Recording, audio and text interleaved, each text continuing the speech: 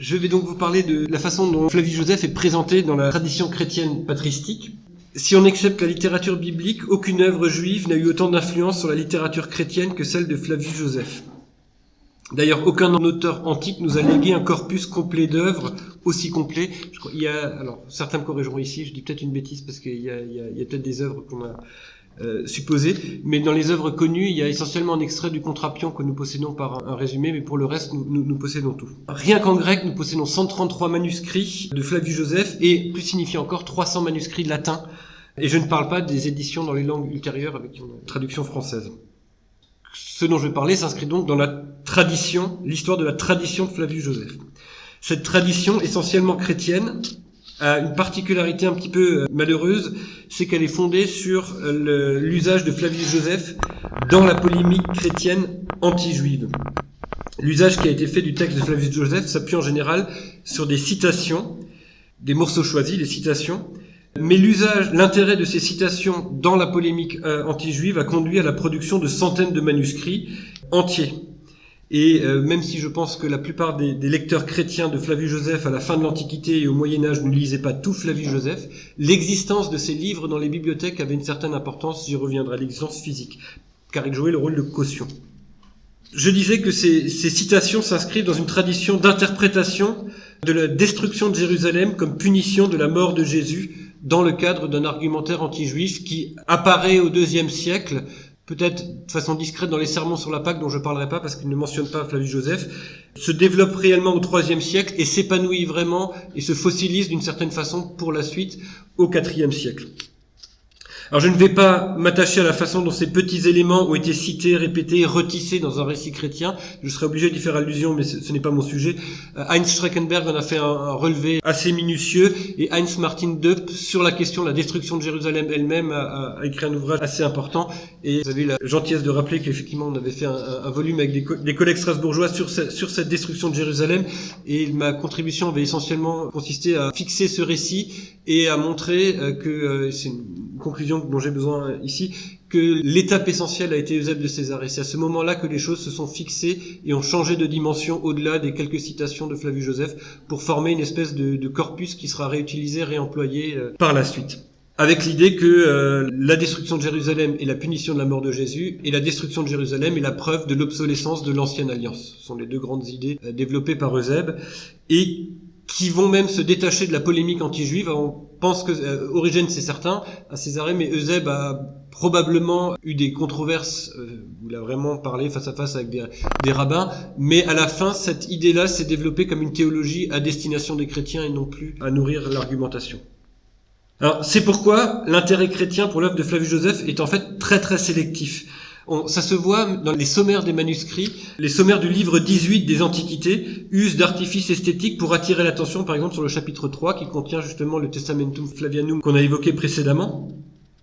Ou alors, je m'appuie sur Ulrike Liebel qui a fait un ouvrage sur l'illustration des manuscrits de Flavius Joseph au Moyen-Âge, qui a remarqué que l'épisode le plus illustré de tout le Moyen-Âge est un épisode qu'Eusèbe avait cité in extenso dans l'histoire ecclésiastique, qui est la technophagie de Marie, donc Marie, fille d'Éléazar, qui mange son enfant et qui le sert aux révoltés. C'est un épisode vraiment le plus marquant. Enfin, c'est des pages très dures de Flavius Joseph, mais qui auront un grand succès dans la littérature chrétienne.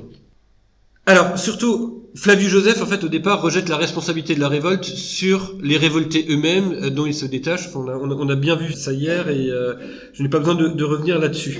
Mais au prix de quelques artifices rhétoriques, cette tradition-là va décaler le propos en attribuant tous les torts que Flavius Joseph attribue aux révoltés ou aux chefs des révoltés à l'ensemble des Judéens. On préfère aussi dire Judéens, mais je n'arrive pas plus que tout le monde a mis astreinte pour l'Antiquité à dire Judéens. Alors, le point d'arrivée que j'ai cité justement dans mon titre est un texte de Cassiodore, qui, au 5e siècle, dans les institutions, présente une bibliothèque idéale pour les chrétiens et consacre un chapitre aux historiens chrétiens. Les relatores temporum, c'est comme ça qu'il désigne les historiens. Et il cite en tête de cette liste d'historiens chrétiens Flavius Joseph. Je vais vous lire le passage. Alors, j'avais prévu un peu tardivement un exemplier, donc désolé, vous n'aurez pas les textes sous le nez, mais c'est peut-être le passage, je lirai un ou deux passages un peu longs, sinon ça sera essentiellement des expressions. Les études chrétiennes ont aussi, après divers exégètes, des narrateurs historiques, relatores temporum, qui, préparés avec une gravité digne de l'Église, parcourent les vicissitudes du monde et la succession des royaumes, avec une élégance suave, mais extrêmement prudente. Voilà une description presque de la méthode historique. Puisqu'ils rapportent les affaires ecclésiastiques et décrivent les événements survenant au cours des différentes époques, ils enseignent nécessairement aux esprits de ceux qui les lisent les choses célestes, lorsqu'ils insistent sur le fait que rien n'est dû au hasard, ni rien aux puissances infirmes des dieux, comme le pensent les païens, mais toute chose est soumise à la volonté du Créateur. Et là, on a une définition des histoires ecclésiastiques, de l'objet des histoires ecclésiastiques. Mais, repensez à la phrase que je viens de dire, donc, tout est dû, toute chose est soumise à la volonté du Créateur, et il enchaîne directement, comme c'est le cas de Joseph, presque un second tite-livre qui se répand largement en ce sens dans ses livres des Antiquités judaïques, et que le père Jérôme, lorsqu'il écrivait à Lucius Beticus, rapporta qu'il ne put être traduit par lui-même du fait de la longueur d'une œuvre si prolixe. Et après, il passe à la question des traductions. Mais nous l'avons fait traduire en latin par nos amis en 22 livres, fruit d'un grand travail, car il est extrêmement subtil et complexe. Il écrivit aussi 7 autres livres sur la captivité des Juifs, d'une élégance remarquable, dont la traduction est attribuée par les uns à Jérôme, les autres à Ambroise et les autres encore à Ruffin, on y reviendra. Qu'elle soit attribuée à de tels hommes, cela exprime au plus haut point les mérites éminents de son style. Fin de citation. Alors, plusieurs remarques sur cette citation. La première, c'est que la judaïté, et j'entends par là le fait qu'il soit aussi bien juif ou judéen selon le sens où on le prend, n'apparaît pas du tout. Il est entièrement inclus dans la catégorie des historiens chrétiens. Alors il ne dit pas positivement Flavius est chrétien, mais il n'y a aucune mention du fait qu'il ne le serait pas ou du fait qu'il soit juif. Pour quelqu'un qui ignore qui est Flavius Joseph. Seconde remarque. Il est fait mention assez précisément, quoique de façon incomplète, à ses œuvres et à leurs volumes. Et je reviens à ce que j'ai dit avant. J'ai vraiment le sentiment dans toutes les mentions qui sont faites de Flavius Joseph que la matérialité des œuvres, l'importance, le fait que les personnes, les lecteurs et ceux qui écrivent ces textes pensent à des rayonnages de bibliothèques où se trouvent ces ouvrages, ou les rouleaux peut-être, si on parle d'origine, mais où c'est les codex, les codices pour les périodes plus tardives, qui a une matérialité physique et que la présence, même si on ne s'intéresse qu'au Testamentum Flavianum, dont vous voyez la brièveté dans l'exemplier d'Étienne Naudet, mais que les 22 volumes soient là, apporte en fait un poids physique à ce témoignage. Je pense que ça transparaît dans ces citations. C'est peut-être plus une intuition qu'un vrai raisonnement scientifique, mais ça m'a semblé revenir assez souvent pour qu'on y pense. Troisième remarque, il est connu, du moins en Occident, par des traductions. J'avais évoqué le fait qu'il y ait plus de manuscrits latins que de manuscrits grecs de Flavius Joseph. L'existence des traductions et le nom supposé des traducteurs. Alors on va voir Ruffin. Nous possédons une traduction au sens propre de Ruffin et je parlerai plus tard d'une adaptation très très libre qu'on attribue au pseudo-Hégésippe et qui a été attribuée à Ambroise, à Jérôme et à différents autres anonymes. A priori, ça a été produit dans des milieux autour d'Ambroise, mais c'est une reconstruction hypothétique. Mais il y a ces deux textes, cette adaptation assez libre et la traduction plus littérale de Ruffin. Mais on voit que déjà, à l'époque de Cassiodore, tout ça était déjà devenu flou. Quatrième et dernière remarque sur ce long passage, c'est le caractère fortement laudatif. J'ai essayé d'insister en le lisant, je reviens pas dessus, mais à chaque ligne, il loue la méthode historique, la précision historique, l'élégance du style, ce que tous les hellénisants ne reconnaîtraient pas forcément pour Flavius Joseph, mais il y a une grande insistance sur des valeurs qui ne sont rien liées à l'identité religieuse ou aux propos, mais qui sont formelles pour en faire un historien de grand nom. Et je pense que c'est le sens de l'expression paene secundus Livius, quasiment un second Tite-Live, c'est pour lui donner cette légitimité-là.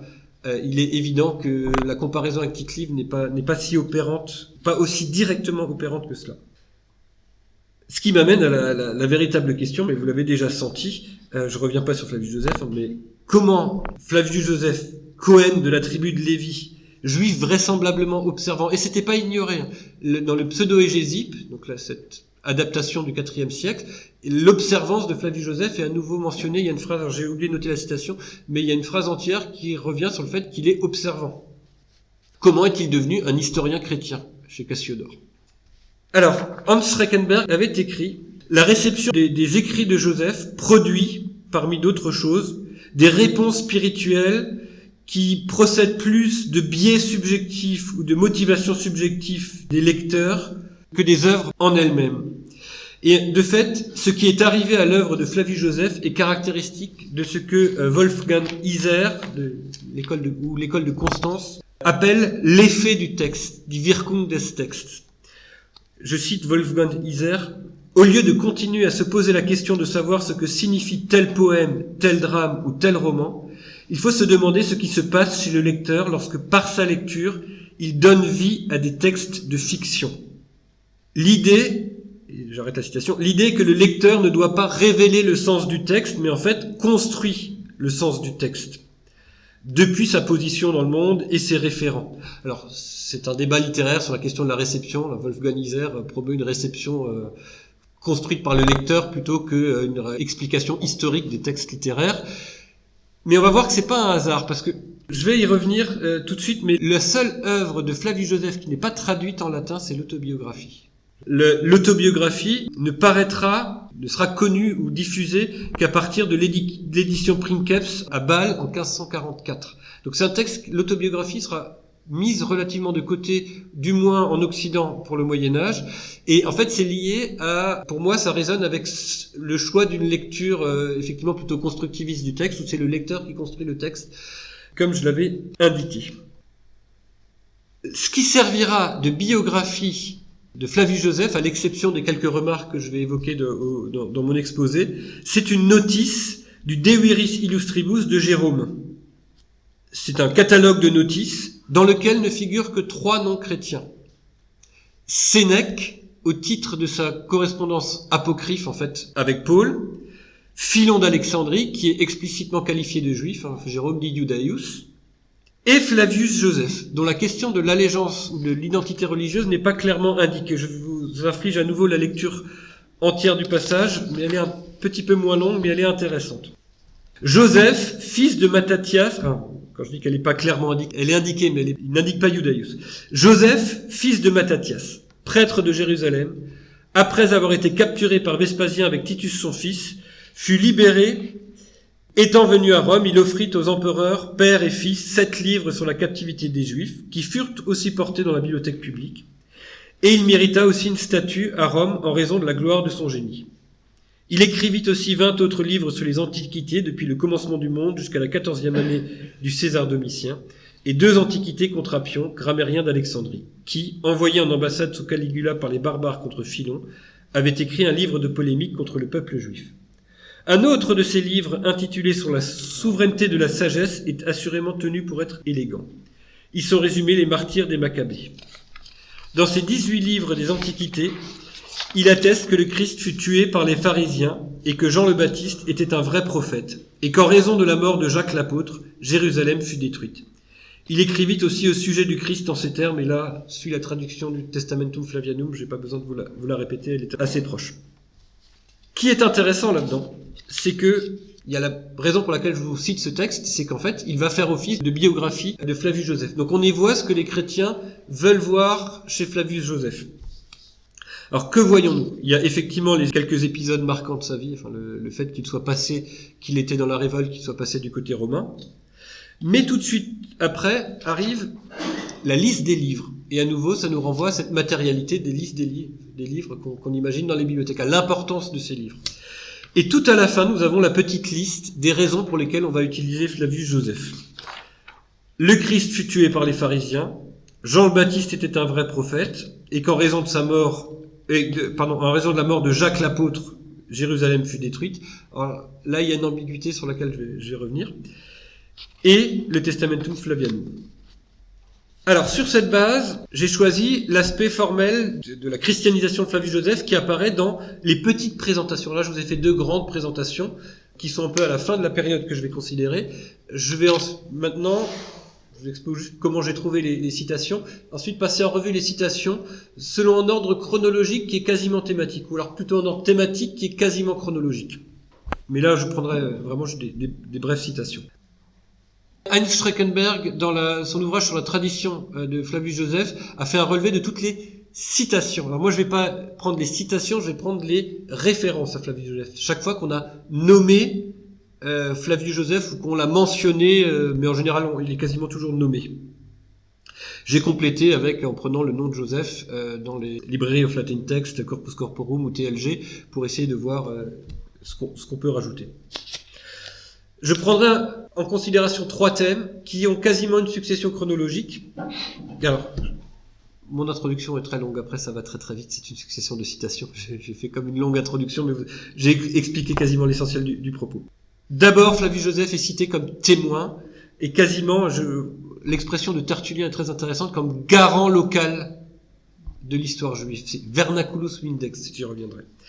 Dans un second temps, justement, à cause de cette judaïté mise en avant, on va utiliser Flavius Josèphe, et ça se passe entre Origène et Eusèbe, on va l'utiliser pour témoigner contre lui-même ou contre les Juifs. Il va devenir le témoin juif contre les Juifs. Et une fois que cette idée est bien établie et bien intégrée, on va plus insister, c'est le 3e temps, sur le caractère d'historien, ce qui nous mènera au texte que j'ai cité en introduction. Alors, comme garant local, toutes les premières mentions de Flavius Josèphe se contentent de signaler simplement qu'il est juif ou judéen, Judaïus ou Judaios. Ce point est important parce qu'il rappelle un procédé rhétorique qui avait été défini par Aristote, qu'il appelle la preuve extra-technique ou atechnique. Donc il y a 2 types de preuves, je cite Aristote. Entre les preuves, les unes sont extra-techniques, les autres sont techniques. J'entends par extra-techniques celles qui n'ont pas été fournies par nos moyens personnels mais étaient préalablement données. Par exemple, les témoignages, les aveux sous la torture, les écrits et autres du même genre. Par technique, celles qui peuvent être fournies par la méthode et nos moyens personnels. Donc, en gros, quand on raisonne, quand on fait un raisonnement pour prouver quelque chose. Mais tout ce qui est un objet qu'on utilise, qui existait préalablement au procès ou à la discussion, qui est amené, relève des preuves atechniques. Et en fait, Flavius Josèphe, dans un premier temps, va servir à cela. Par exemple, au IIe siècle, chez Théophile d'Antioche, qui indique que Flavius Josèphe apporte un témoignage, des témoignages, marturia. Il discute de chronologie, et de chronologie comparée entre les peuples, et il écrit « Tel est le témoignage de la Phénicie et de l'Égypte, suivant l'histoire de nos antiquités composée par Manéthon l'Égyptien, Ménandre d'Éphèse, et aussi Joseph, celui qui a inscrit la guerre des Juifs, guerre qui leur fut livrée par les Romains. » Alors c'est moi qui ai mis « inscrit » à la place de « écrit », parce que le terme grec est « anagrapsas », qui sert à désigner l'action d'inscrire sur un monument ou d'inscrire dans un registre, mais pas d'écrire l'histoire. Et c'est intéressant parce que Georges Le Sincel dit de Manéthon, qui est mentionné juste avant Flavius Josèphe, qu'il s'est référé à des stèles inscrites en caractères hiéroglyphiques. Donc on a, alors peut-être que le raisonnement est tiré par les cheveux, mais on a l'impression qu'on le met dans une liste de gens qui sont en fait des témoins, des témoignages quasiment matériels de ce qui s'est passé. Clément d'Alexandrie aussi fait une mention des antiquités juives dans laquelle il indique simplement Flavius Josèphe le juif. À nouveau sur une discussion chronologique, je ne vais pas m'étendre là-dessus pour gagner du temps. Le Municius Félix écrit aussi, on avance dans la première moitié du IIe siècle. Alors, il n'est pas qualifié lui-même, mais il est rangé parmi les Juifs, Judaï, par opposition aux Romains, qui sont incarnés par Antonius Julianus, qui aurait été l'auteur d'un ouvrage, probablement le 8e procurateur de Judée, qui aurait écrit un ouvrage sur les Judéens. Donc il parle de ceux qui sont juifs, ceux qui sont romains, et Flavius Joseph est rangé parmi les Juifs, même s'il ne lui colle pas l'étiquette directement. Et le point d'arrivée de cet usage-là, enfin le point d'arrivée, la formulation peut-être la meilleure, est celle de Tertullien, qui indique la chose suivante. Il faut dépouiller les archives des nations les plus anciennes, des Égyptiens, des Chaldéens, des Phéniciens. Il faut consulter ceux de leurs concitoyens, municipes eorum, qui nous ont fourni ces connaissances. Non seulement Manéthon l'Égyptien et Béroz le Chaldéen, mais encore Hiéromus le Phénicien, roi de Tyr. Et puis leurs successeurs Ptolémée de Mendès, Ménandre d'Éphèse, Démétrius de Phalère, le roi Juba, Appion, Talus, et enfin Joseph, le juif, qui s'est fait le garant local, vernaculus vindex, des antiquités juives, et tantôt approuve, tantôt réfute les précédents. Alors je vous ai infligé toute la liste des autres garants locaux, d'autres histoires, pour vous montrer que là, l'objectif n'est pas, et ça pourrait l'être pour Tertullien dans d'autres contextes, mais pas ici, l'objectif n'est pas d'une discussion ou une polémique anti-juive. L'objectif est d'utiliser Flavius Joseph pour ce qu'il atteste mieux que d'autres de ce qui s'est passé en Judée et de l'histoire juive. 2 remarques juste sur vernaculus vindex. La première, c'est que j'avais d'abord utilisé une traduction un peu ancienne quand j'ai repéré le texte, qui donnait historien national. Et c'est très intéressant parce qu'on va le voir après quand je vais parler d'historien. Le mot historikos ou historiographos n'apparaît quasiment jamais. C'est toujours un verbe. En général, historei. Il narre l'histoire, il narre ou il enquête. Dans les traductions, il y a systématiquement le substantif historien.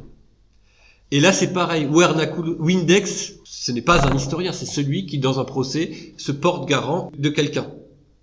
Pourquoi traduire par historien ? Si ce n'est parce que le traducteur au XXe siècle, au XXIe siècle, est récipiendaire de toute cette tradition qui en fait, alors c'est bien sûr c'est un historien, mais qui le décrit comme un historien. Je passe à Origène. Origène ne qualifie quasiment jamais Joseph. Il dit Joseph.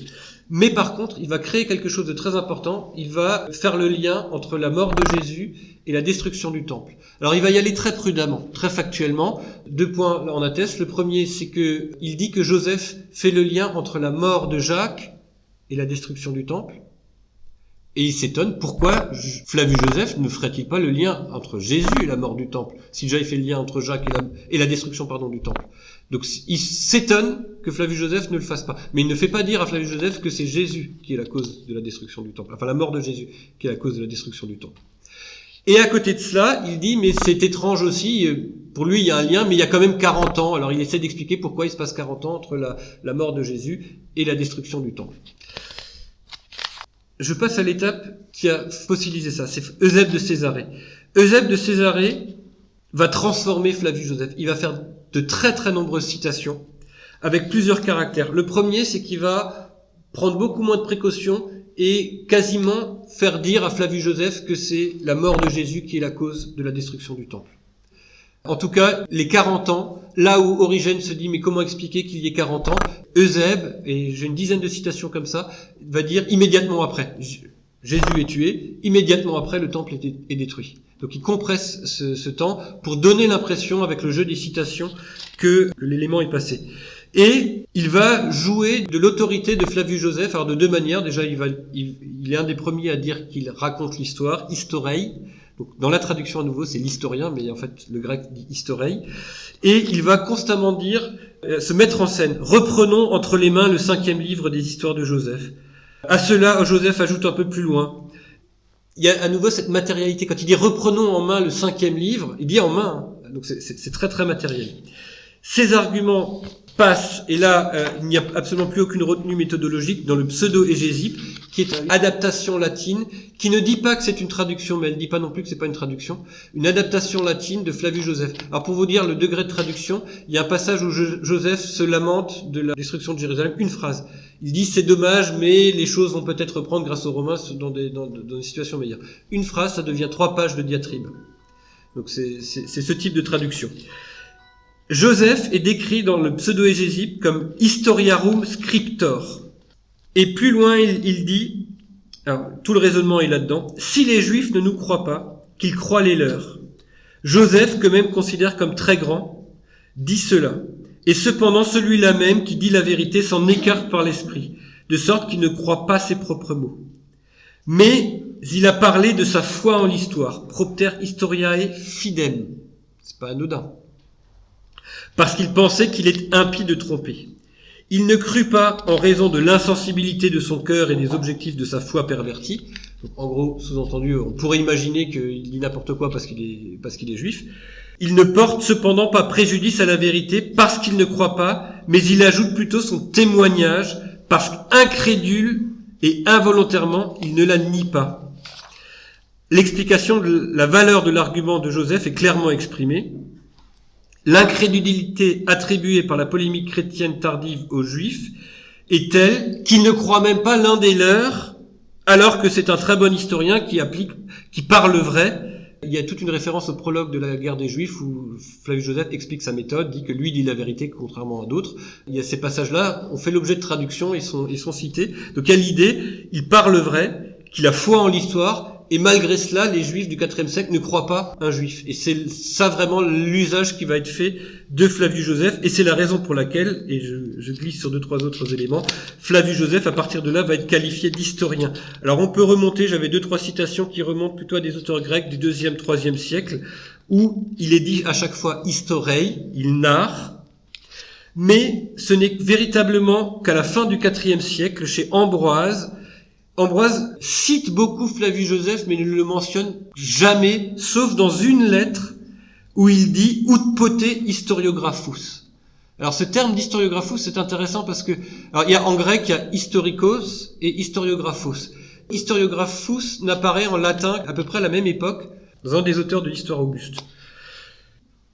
Philastre de Brescia, à la même époque et dans les mêmes environnements géographiques, parle des historiographies iudaï.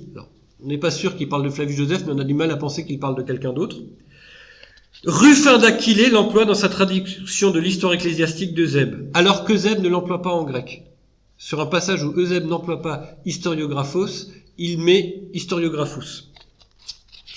Je conclus. Quelques remarques. Alors, je vais encore passer quelques auteurs, vous m'excuserez ce vide, mais c'est pas grave. C'est donc par son rôle de garant local que Flavius Joseph acquiert d'abord sa valeur auprès des chrétiens. Et ce n'est que dans un second temps que cette valeur est généralisée par le qualificatif d'historien, sachant que lui-même n'arrive qu'à la fin du IVe siècle. Et surtout dans le contexte de l'Italie du Nord. Ruffin d'Aquilée et Jérôme sont en relation. Ruffin d'Aquilée, donc on est aussi dans le contexte italien. Philastre de Brescia ou Ambroise, le pseudo-égésipe a été rédigé on pense, dans ce milieu-là aussi. Donc on a un milieu ici qui a volontairement souhaité mettre en avant les caractéristiques historiographiques de Flavius Joseph. Cela explique, je reviens à ce que j'ai dit en conclusion, que si Cassiodore fait de Flavius Joseph un second titre-livre, c'est par rapport à toute cette histoire-là. Ce n'est pas simplement un jugement sur ses qualités historiques. Et cela renvoie encore à l'idée du volume des livres. On en fait quelqu'un de sérieux parce qu'il porte en lui ces 2-3 arguments qui ne sont finalement que des citations choisies de Flavius Joseph. Voilà, je vous remercie. Excusez-moi d'avoir été un peu long.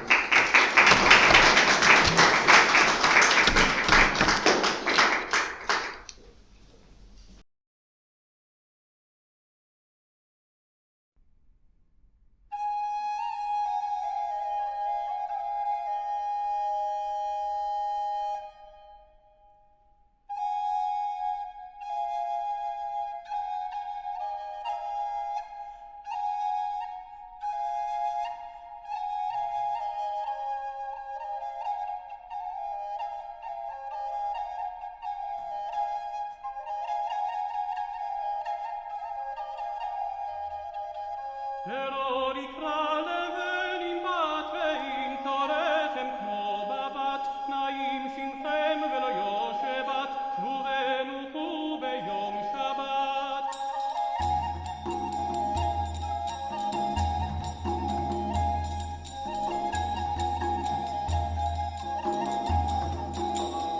תראש נוי ואולני ואות ישעשני נטע סורק בתוך כרמי ששווה את בת עמי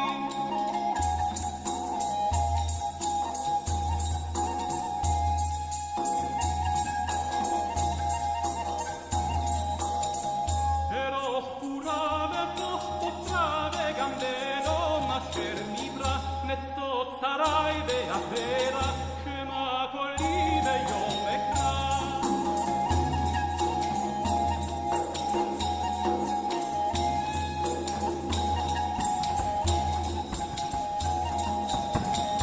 אלוהי תן למדבר הר אדם ושיטה ראש ותדהר ולמזהיר ולנזהר נטה שלום כמי נהר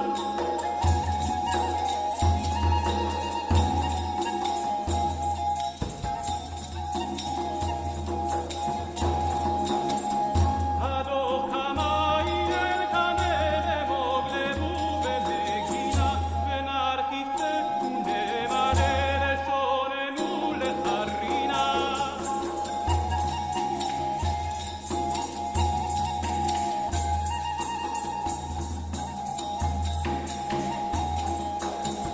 אדום הקר אשר יקר הרי יוכר נטל בינה וגם הקצר בנגינה